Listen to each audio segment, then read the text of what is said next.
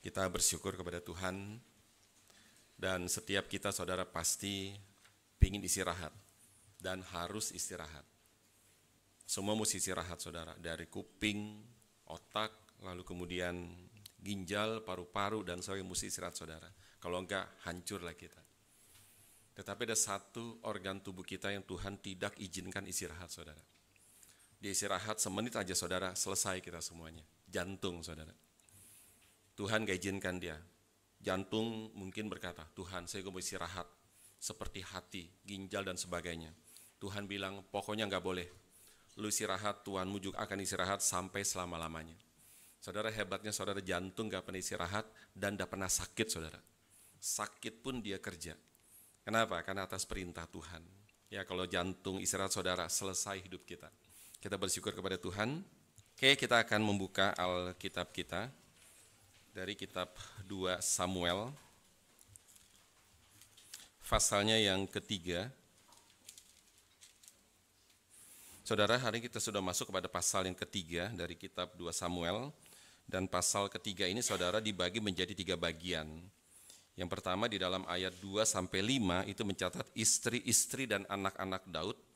Kemudian ayat 6 sampai ayat ke-21 mencatat Abner, panglima perang Raja Saul, akhirnya memihak kepada Daud, yaitu orang yang dibenci oleh Saul. Dan bagian ketiga, ayat 22 hingga 39 yang mencatat Abner dibunuh oleh panglima perang Daud, yaitu Yoab. Mari kita membuka dari 2 Samuel pasal 3, kita baca dari ayat 1 hingga ayatnya yang ke-21. Saya membaca ayat ke-1, jemaat sekalian membaca ayat kedua, bertanggapan hingga ayat yang ke-21. Demikian firman Tuhan, peperangan antara keluarga Saul dan keluarga Daud berlarut-larut. Daud kian lama kian kuat, sedang keluarga Saul kian lama kian lemah. Di Hebron lahirlah bagi Daud anak-anak lelaki. Anak sulungnya ialah Amnon dari Hanoman, perempuan Hijil. Anaknya yang kedua ialah Kileab dari Abigail, bekas istri Nabal, orang Karmel. Yang ketiga ialah Absalom, anak dari Maaka, anak perempuan Talmai, Raja Gesur. Yang keempat ialah Adonia, anak dari Hagit. Yang kelima ialah Sefaca, anak Abifat. Dan yang keenam ialah Yitream dari Egla, istri Daud. Semuanya ini dilahirkan bagi Daud di Hebron. Selama ada peperangan antara keluarga Saul dan keluarga Daud, maka Abner makin mendapat pengaruh di antara keluarga Saul. Saul mempunyai gundik yang bernama Rispa, dia anak perempuan Aya. Berkatalah Isi-Boset kepada Abner, mengapa kau hampiri gundik ayahku? Lalu sangat marahlah Abner karena pertengkaran itu. Katanya, kepada anjing dari Yehudakah aku, sampai sekarang aku masih menunjukkan kesetiaanku kepada keluarga Saul, ayahmu, kepada saudara-saudaranya, dan kepada sahabat-sahabatnya. Dan aku tidak membiarkan engkau jatuh ke tangan Daud. Tetapi sekarang engkau menuduh aku berlaku salah dengan seorang perempuan. Kiranya Allah menghukum Abner, bahkan lebih lagi daripada itu, jika tidak kulakukan kepada Daud seperti yang dijanjikan Tuhan dengan bersumpah kepadanya.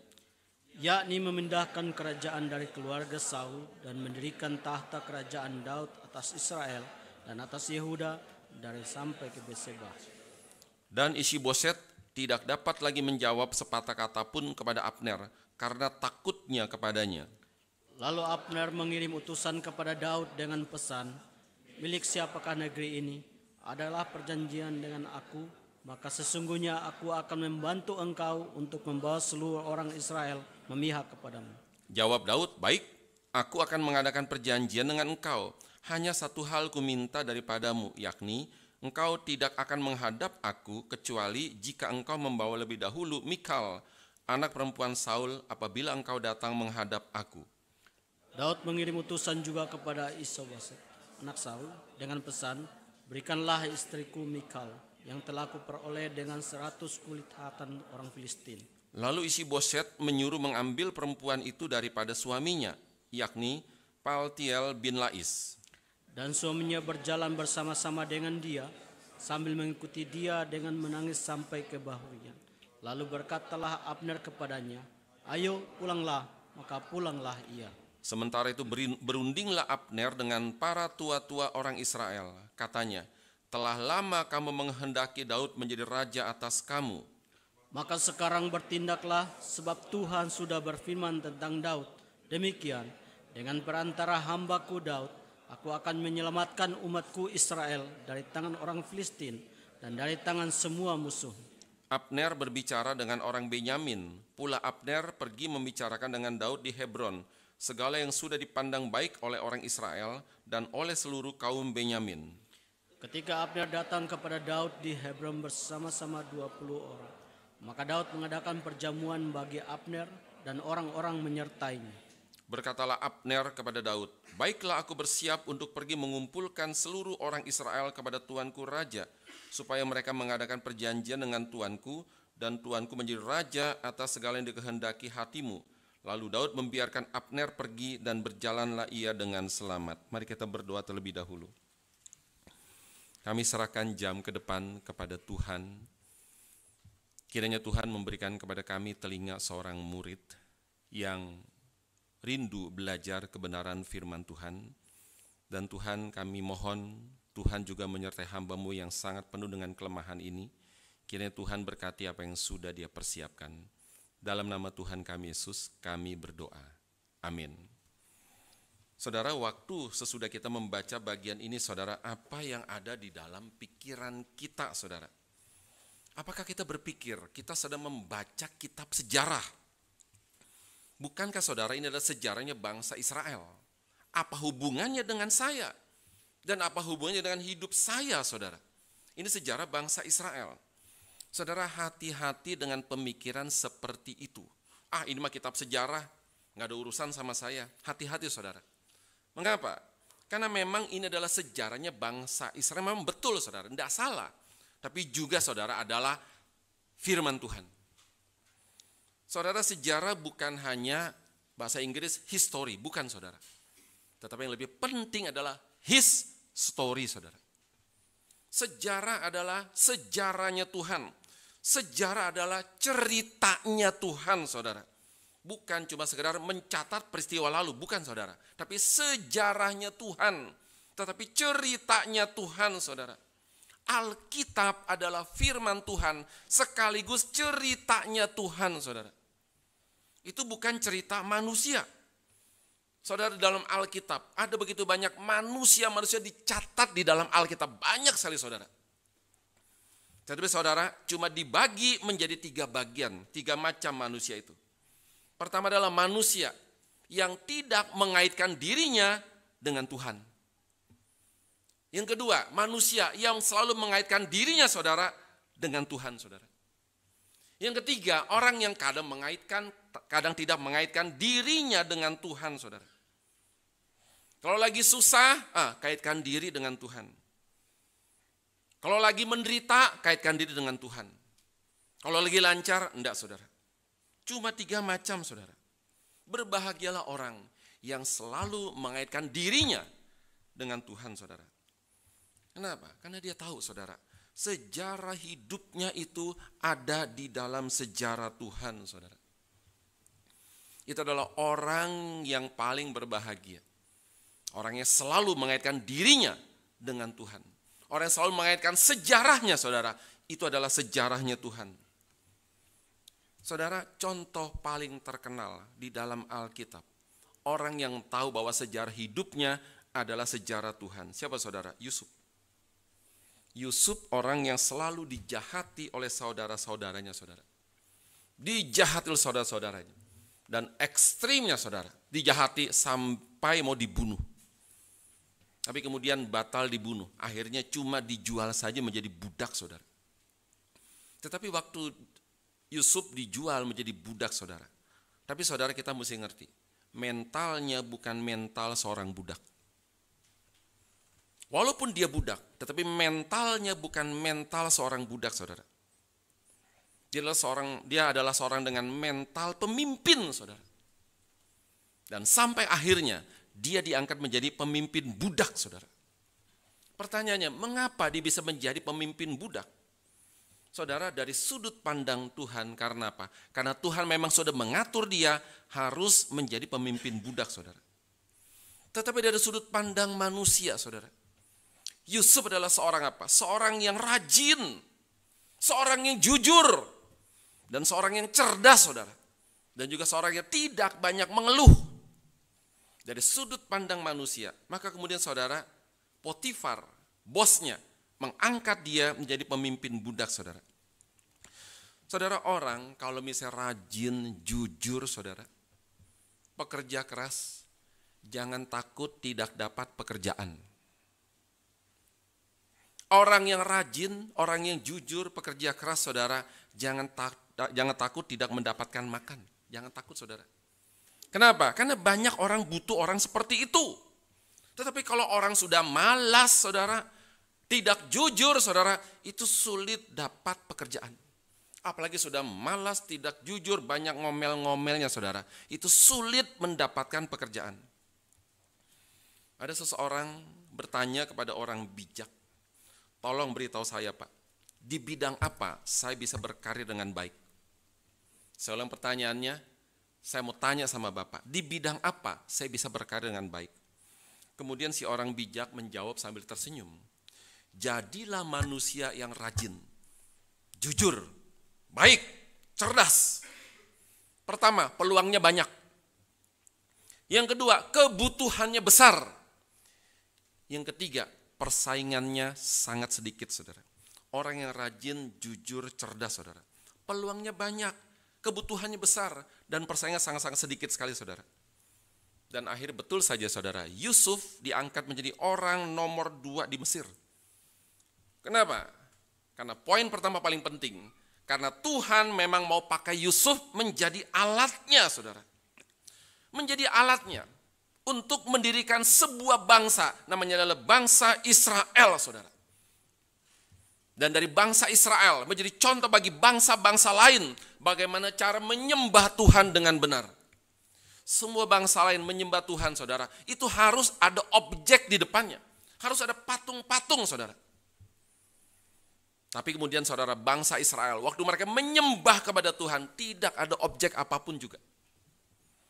Waktu orang Israel menyembah kepada Tuhan, saudara, dia langsung saja menyembah. Tidak ada objek apapun, bahkan dia tidak menyembah kepada langit, saudara. Kenapa? Karena memang orang Israel harus jadi contoh bagi orang-orang yang tidak mengenal Tuhan, saudara. Dan yang kedua, saudara, Tuhan menjadikan Yusuf menjadi seseorang pemimpin untuk menjadi sebuah bangsa nama Israel. Karena dari Israel itulah akan lahir seorang juru selamat, saudara. Dan kemudian saudara, orang yang dipakai Tuhan, saudara, itu pasti, saudara, orang yang jujur, orang yang rajin, dan orang yang sungguh-sungguh, dan orang yang tidak banyak ngomel, saudara. Kalau orang yang malas, orang yang tidak jujur, orang yang ngomel-ngomel, saudara, kerja dikit ngomel, saudara, Tuhan tidak mau pakai. Jangankan Tuhan, saudara, manusia pun gak mau pakai. Jangankan manusia, saudara, setan pun gak mau pakai, saudara. Kenapa? Karena setan perlu orang yang rajin. Tapi dengan syarat satu lagi, saudara, harus licik, saudara. Tidak boleh jujur, saudara. Poin paling penting adalah apa? Rajin, saudara. Setan pun tidak mau pakai, saudara. Dan kemudian kita kembali, saudara. Sesudah kemudian kita membaca pasal ketiga tadi, kita akan belajar, saudara, bagaimana pengaturan Tuhan. Dan mengapa, saudara? Akhirnya Abner kemudian dia memihak kepada Daud.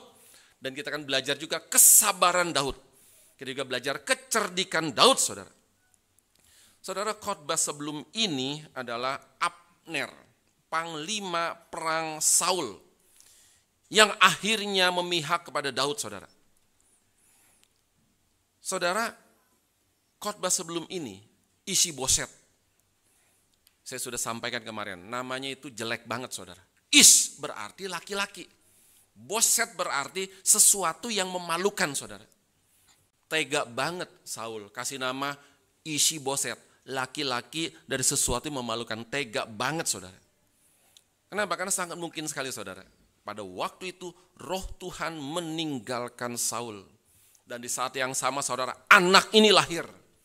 Ini anak pembawa sial ini, saudara. Gara-gara kamu ini, ya, roh Tuhan meninggalkan aku dan kamu lahir. Sudahlah, saya kasih nama laki-laki dari sesuatu hal yang memalukan, saudara. Kenapa? Karena Saul waktu ditinggalkan Tuhan, dia langsung malu. Karena Tuhan meninggalkan dia. Dan dia kalah terus dari Daud, saudara. Dan kemudian sesudah itu kemudian akhirnya saudara, sesudah itu kemudian Isi-Boset dan Abner mengangkat Isi-Boset menjadi raja dan kemudian mereka bersama memerangi Daud. Pertanyaan saudara, mengapa Abner mengangkat anak yang bodoh ini, anak yang lemah ini, yaitu Isi-Boset, anak Saul, menjadi seorang raja, saudara? Kenapa, saudara? Karena sangat mungkin Abner ingin menjadi raja, saudara. Ini seorang panglima perang yang sangat-sangat licik sekali, saudara. Dia berpura-pura setia kepada Saul. Dia angkat anak Saul yang paling bodoh menjadi seorang raja, saudara. Karena Abner sangat mungkin ingin menjadi seorang raja. Sesudah diangkat, anak yang bodoh ini, anak lemah ini, saudara, dalam kemudian dikudeta oleh Abner. Pertanyaan kedua, saudara, kenapa kemudian Abner yang kemudian akhir menyarankan Isi-Boset yang sudah diangkat menjadi raja memerangi Daud, saudara? Karena sangat mungkin, saudara, Abner tahu popularitas Daud itu begitu sangat-sangat tinggi sekali, saudara. Kalau dalam konteks sekarang, elektabilitas Daud sangat tinggi, saudara. Dan kemudian saudara, Daud itu menjadi ancaman besar bagi seorang bernama Abner, saudara. Lalu kemudian saudara, Isi-Boset yang lemah dan bodoh, kemudian dia mengikuti saran Abner. Memerangi siapa? Memerangi Daud, saudara. Ini adalah orang yang bodoh. Ini bukan orang yang cerdas, saudara. Kalau saudara, Isi-Boset itu cerdas, dia tidak akan memerangi Daud. Kenapa, saudara? Karena ayahnya Saul yang sangat cerdas pun, saudara, tidak pernah bisa menang atas Daud. Selalu kalah oleh Daud, saudara. Yang kedua, saudara, dia tidak mungkin memerangi Daud. Dia bahkan mendekati Daud. Baik-baikin Daud, membujuk Daud, saudara. Untuk apa? Untuk mengangkat dia menjadi seorang raja. Kenapa, saudara? Karena dia tahu, saudara, Daud adalah seorang yang setia kepada Saul. Sampai mati pun, saudara, Daud begitu setia kepada Saul. Kalau Isi-Boset cerdas. Yang kedua, saudara, Isi-Boset harus mendekati Daud. Mengapa? Karena Daud, saudara, itu tidak ambisius menjadi seorang raja. Walaupun Samuel sudah mengurapi Daud menjadi seorang raja, tapi tidak ambisius, saudara. Daud ngerti, saudara, Saul adalah seorang raja. Saul mati, anaknya bisa menjadi seorang raja, saudara. Daud ngerti, dia tidak ambisius menjadi seorang raja. Daud ngerti, saudara, ada waktunya dia menjadi seorang raja. Dan mungkin, saudara, ini bukan waktunya. Saudara, kita bisa belajar dari Daud. Tidak ambisius menjadi seorang raja. Tetapi, saudara, Daud sangat ambisius kalau dia perang, saudara.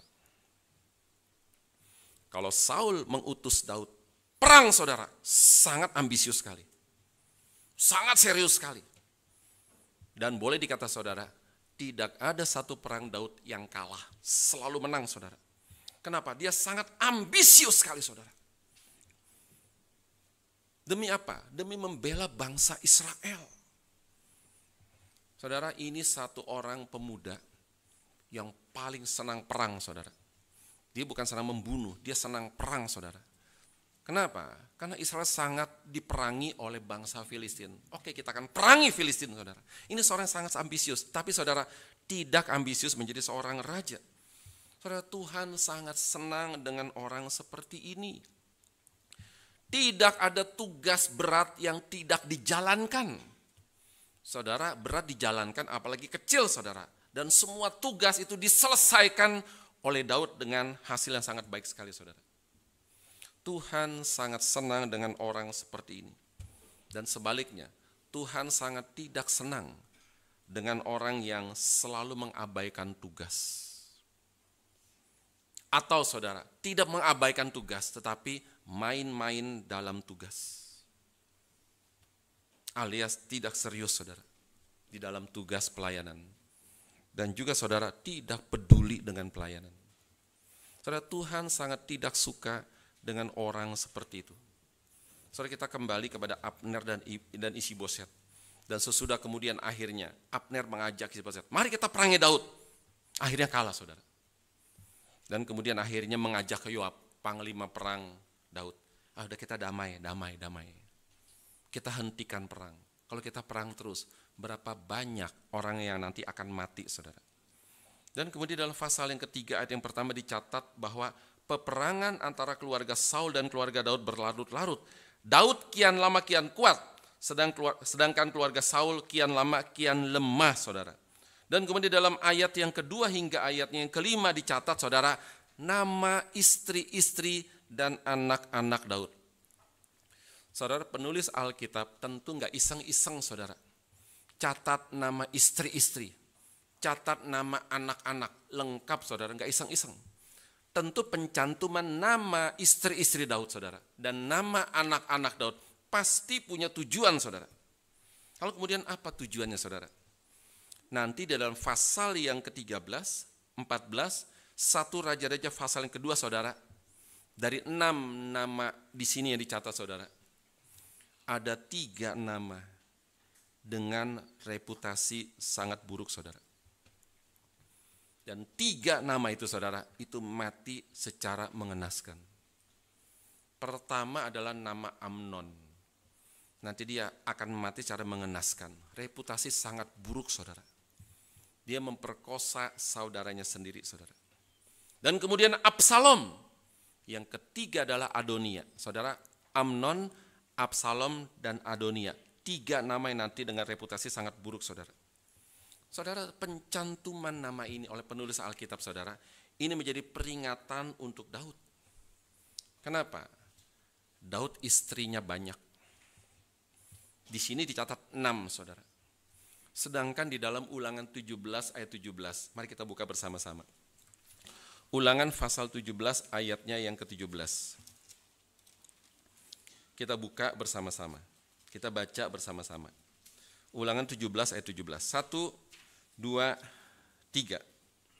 Juga janganlah ia mempunyai banyak istri, supaya hatinya jangan menyimpang. Emas dan perak pun janganlah ia kumpulkan terlalu banyak. Saudara, hukum tentang raja di dalam judulnya, saudara. Itu apa? Yaitu janganlah ia mempunyai banyak istri, supaya hatinya jangan menyimpang, saudara. Saudara, Daud itu punya banyak kelebihan. Dia hebat dalam perang. Dia sangat cerdas. Dia sangat rajin, saudara. Tapi Saul juga punya kelebihan, saudara. Itu apa, saudara? Alkitab catat, saudara. Saul walaupun punya banyak kekurangan, istri cuma 1. Bernama Ahinoam. Gundik cuma 1. Bernama Rispa, saudara. Daud dicatat punya banyak istri, saudara. 6. Dan kemudian, saudara, memang Daud adalah anak zaman. Apa yang dimaksud dengan anak zaman, saudara? Zaman pada waktu itu membolehkan raja punya banyak istri. Mau 10 kayak 20 kayak itu boleh, saudara. Itu adalah anak zaman, saudara. Tetapi saudara, Daud pun juga tentu dia tahu bahwa Alkitab sudah mencatat jangan punya banyak istri, saudara. Kenapa? Karena sangat bahaya sekali. Orang, saudara, semua laki-laki pasti sepakat sama saya lah. Punya istri 1, saudara, itu sudah repotnya sangat mati. Amin. Laki pasti jawab amin, saudara. Pasti jawab amin. 1 sudah repot setengah mati, saudara. Apalagi banyak, saudara. Kalau Sokrates, saudara, seorang filsuf top, lahir 600 tahun sebelum Yesus. Filsuf dari Yunani, sangat top sekali, saudara. Dia bilang, kenapa filsuf itu kebanyakan laki-laki? Jarang filsuf perempuan, saudara. Pernah dengar filsuf perempuan, saudara? Sangat jarang. Filsuf rata-rata laki-laki. Kenapa, saudara? Karena, saudara, laki-laki yang menikah sama seorang perempuan, saudara, kemudian dapat perempuan yang jelek, saudara, nggak lama kemudian, saudara, itu laki-laki menjadi seorang filsuf, saudara. Sudah nikah, dapat istri jelek, saudara, bukan jelek mukanya, bukan ya, tapi jelek sifatnya, saudara. Mungkin ngomel-ngomel melulu, macam-macam, saudara. Nggak lama kemudian si suami menjadi seorang filsuf.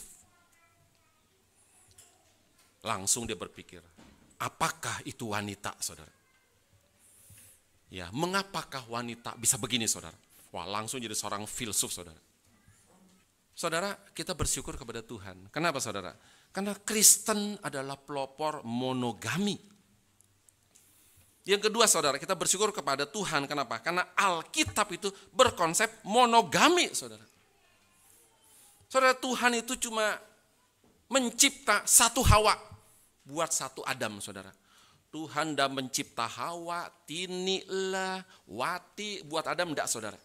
Tuhan cuma cipta satu Hawa hanya untuk satu Adam, saudara. Kita bersyukur kepada Tuhan. Kalau ada orang dari non-Kristen mau pindah jadi Kristen, mesti siap-siap, saudara. Hanya boleh satu istri. Dan kemudian kita lanjut di dalam ayat yang ke-6 hingga ayatnya yang ke-11. Tadi membahas istri-istri Daud, saudara. Dan kemudian kita lanjut dalam ayat yang ke-6 hingga ayat ke-11. Di situ dicatat, saudara, itu apa? Abner makin lama makin punya pengaruh di dalam keluarga Saul. Dan kemudian lalu, saudara, Isi-Boset tiba-tiba saja. Kemudian dia menuduh Abner, kamu mengganggu gundik ayahku yang bernama Rispa, saudara. Kenapa kamu menghampiri gundik ayahku Rispa, saudara? Saudara, ini ada beberapa kemungkinan, saudara, tentang tuduhan Isi-Boset kepada Abner yang mengganggu Rispa. Dua kemungkinan, saudara. Pertama adalah apa? Pertama adalah Abner betul-betul mengganggu Rispa.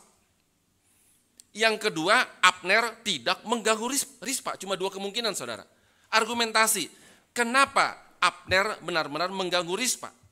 Karena, saudara, jika seorang istri atau gundik raja, saudara, sudah dikuasai, maka kemudian raja di dalam kekuasaan Abner. Itu poin. Kalau kemudian, saudara, Abner mengganggu Rispa dan sudah dikuasai, saudara, maka artinya adalah apa? Raja di dalam kuasa Abner.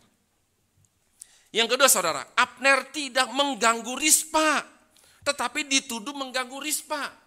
Kenapa? Karena Isi-Boset sangat takut kepada Abner. Alkitab catat, dia takut banget sama Abner, saudara. Dengan kemudian akhirnya Isi-Boset menuduh Abner mengganggu Rispa, gundik Saul ayahnya, saudara. Maka kemudian Isi-Boset punya alasan untuk menghabisi Abner, saudara. Abner bisa dibunuh, saudara, oleh Isi-Boset. Punya alasan. Pertanyaannya, itu yang benar yang mana, saudara? Mengganggu atau tidak mengganggu, saudara? Saudara, entah mengganggu Rispa, entah tidak mengganggu Rispa, saudara. Yang pasti Alkitab catat, Abner sangat marah kepada Isi-Boset. Kalau betul-betul mengganggu, saudara, dan kemudian Abner marah kepada Isi-Boset, maka saudara ini adalah orang yang hopeless. Sudah ketahuan mengganggu, masih berani marah, saudara. Ditegur, bukannya terima kasih, malah ngamuk. Dan kemudian malah dendam, saudara. Saudara, entah mengganggu, entah tidak mengganggu. Abner sangat marah sekali, saudara. Kepada siapa? Itu kepada Isi-Boset, saudara. Kalau Abner tidak mengganggu, dan kemudian Isi-Boset menuduh Abner, dan Abner marah, saudara. Dan kemudian itu sangat-sangat wajar sekali. Kita nggak tahu, saudara, yang benar yang mana.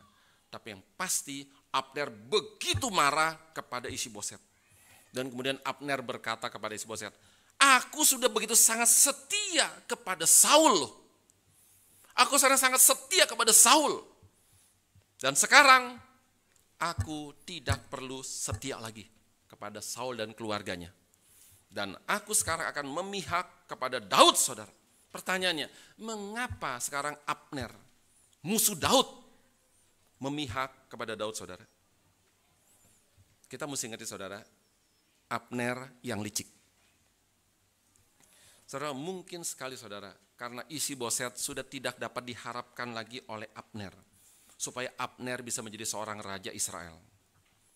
Yang kedua, saudara, mungkin sekali, saudara, Abner berambisi menjadi raja. Dan Abner, saudara, pingin menggunakan Daud sebagai batu loncatan menjadi seorang raja, saudara. Dan kemudian dalam ayat yang ke-9, Abner mengingatkan dan mengancam Isi-Boset. Abner ingatkan, sesungguhnya Daudlah yang menjadi raja sesuai dengan janji Tuhan kepada Daud, saudara. Saudara, begitu mudahnya Abner berpaling kepada Daud. Begitu mudahnya, saudara. Cuma gara-gara dituduh kamu mengganggu gundik Raja Saul. Dia langsung marah, kemudian dia langsung berubah haluan, dan kemudian dia langsung memihak kepada Daud, saudara. Begitu mudahnya. Ini perlu diwaspadai, saudara. Dan kemudian dalam ayat 12 dan 13, saudara, Abner mengirim utusan kepada Daud dengan pesan, aku akan membantu engkau menjadi dan membawa seluruh Israel itu memihak kepada kamu, saudara. Dan kemudian sesudah kemudian Abner mengirim utusan, apakah Daud tolak, saudara? Daud tidak menolak, saudara. Daud tidak tolak. Daud jawab, oke, dengan satu syarat. Kamu bawa itu Mikal, adalah mantan istri saya yang dipaksa oleh Saul, diserahkan kepada orang lain. Bawa itu kepada saya, saudara. Dan kemudian akhirnya si Abner, oke, saya akan bawa kepada kamu, saudara. Saudara, Daud berkata bahwa Mikal itu aku peroleh dengan cara apa? Dengan cara aku membunuh 100 orang Filistin. Kemudian aku sunat mereka. Dan kulit sunatnya aku bawa itu kepada Saul, saudara. Pertanyaan, saudara, kenapa kemudian Daud dia meminta Mikal untuk dikembalikan kepadanya, saudara? Karena sangat mungkin sekali, saudara. Supaya apa? Supaya menarik hati orang-orang Israel nanti untuk mendukung Daud. Saudara, Daud sangat cerdik luar biasa. Abner bilang, aku akan dukung kamu ya. Daud bilang, oke, kamu bawa Mikal kepada saya, saudara. Dia sangat cerdik sekali, saudara. Dan kemudian bukan cuma itu. Kemudian Daud dicatat dia mengirim utusan kepada Isi-Boset. Dan kemudian saudara minta Mikal untuk dikembalikan kepada dia, saudara. Untuk apa, saudara? Abner kirim utusan kepada Daud. Untuk nanti dukung Daud menjadi Raja Israel. Daud bilang, kasih Mikal kepada saya. Dan kemudian Daud kirim utusan kepada Isi-Boset. Dan minta, kembalikan Mikal kepada saya, saudara. Kenapa, saudara? Sangat mungkin sekali. Daud ingin melihat tes ombak. Dia ingin tahu, saudara, apakah Isi-Boset itu sudah betul-betul lemah atau tidak, saudara. Kalau dia serahkan Mikal kepada Daud, dia sudah lemah. Maka kemudian, saudara, Daud itu bisa menjadi seorang raja.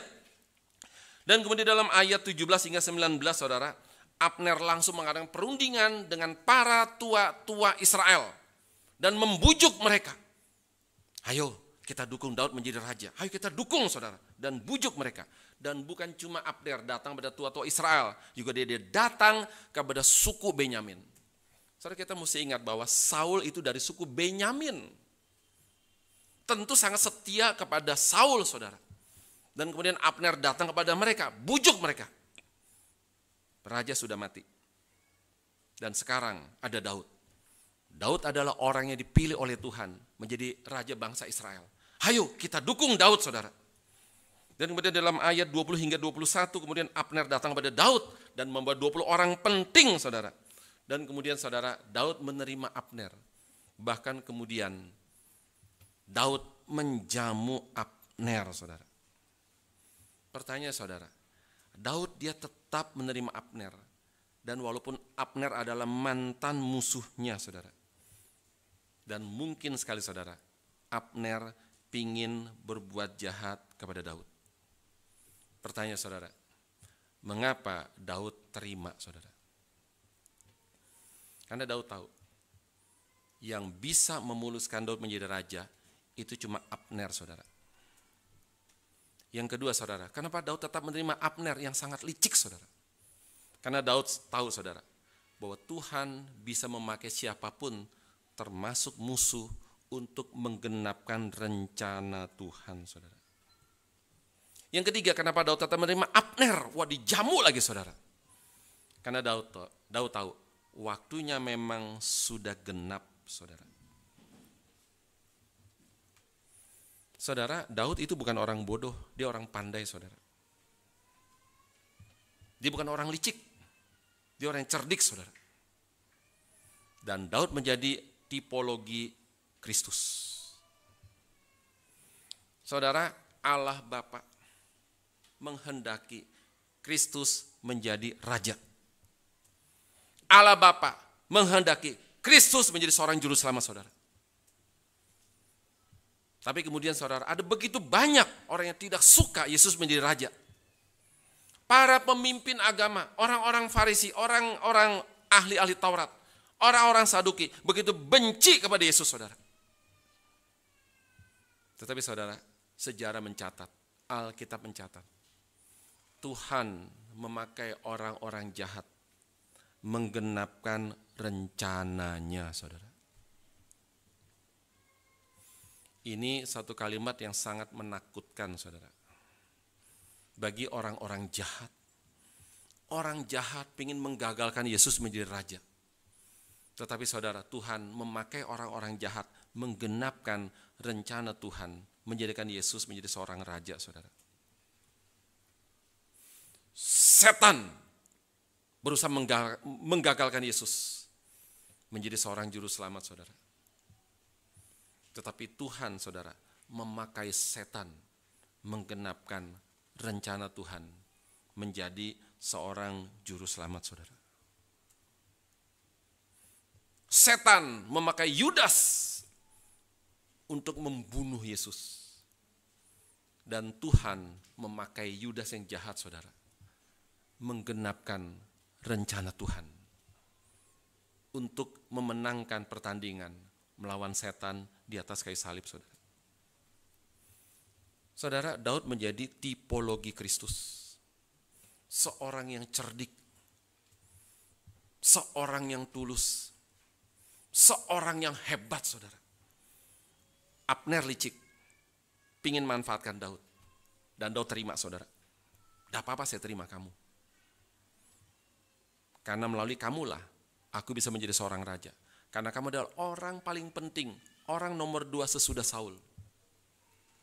Dan kemudian saudara, Daud begitu sangat-sangat hebat, luar biasa, saudara. Dia terima. Dan dia cerdik sekali, saudara. Daud tidak membunuh Abner. Daud menerima Abner, saudara. Seperti Kristus. Saudara, Kristus itu tidak menolak Yudas, saudara. Bahkan Kristus itu begitu sangat-sangat jujur, saudara. Sangat-sangat tulus. Sebelum dia memilih 12 murid, saudara, Alkitab mencatat, Yesus berdoa semalam-malaman untuk memilih dan menentukan 12 murid, saudara, termasuk Yudas, saudara. Dan kemudian saudara, Yudas, sudah begitu baik Yesus kepada Yudas, tapi Yudas tidak pernah menunjukkan rasa baiknya kepada Yesus, saudara. Malah licik, malah sering curi uang persembahan. Malah kemudian akhirnya berpura-pura jadi orang rohani. Malah kemudian akhirnya bersekongkol dengan para penjahat, saudara, para pemimpin agama menjual Yesus. Dan kemudian saudara, akhirnya Tuhan malah memakai kejahatan Yudas dan para pemimpin agama menggenapkan rencana Allah. Saya paling takut, saudara, kalau saya jahat, Tuhan pakai kejahatan saya menggenapkan rencana dia. Saya paling takut, saudara. Maka terus setiap kali pikir, Tuhan, saya jahat atau tidak ya? Tuhan, saya licik atau tidak ya? Saudara, saya paling takut kenapa? Sudah belajar Alkitab.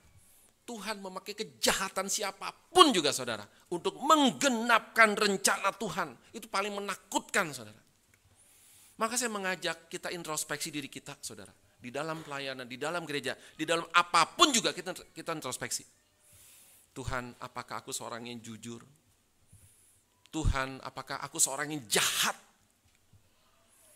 Maka saudara, Daud, dia berani berkata kepada Tuhan, selidiki aku, Tuhan, dan kenalilah pikiran-pikiranku.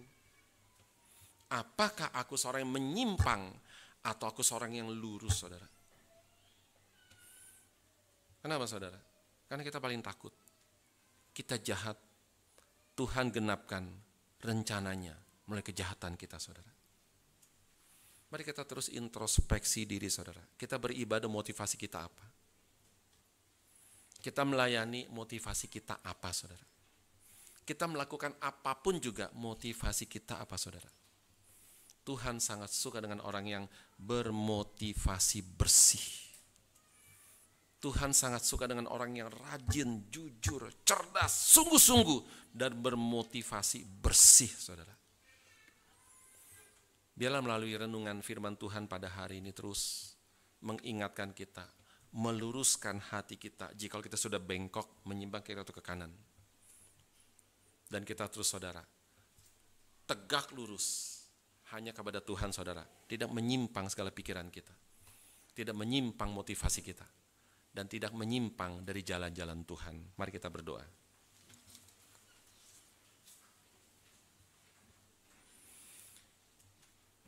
Tuhan Bapa di dalam surga, setiap kali Tuhan berbicara kepada kami, biarlah kiranya Tuhan terus lembutkan hati kami.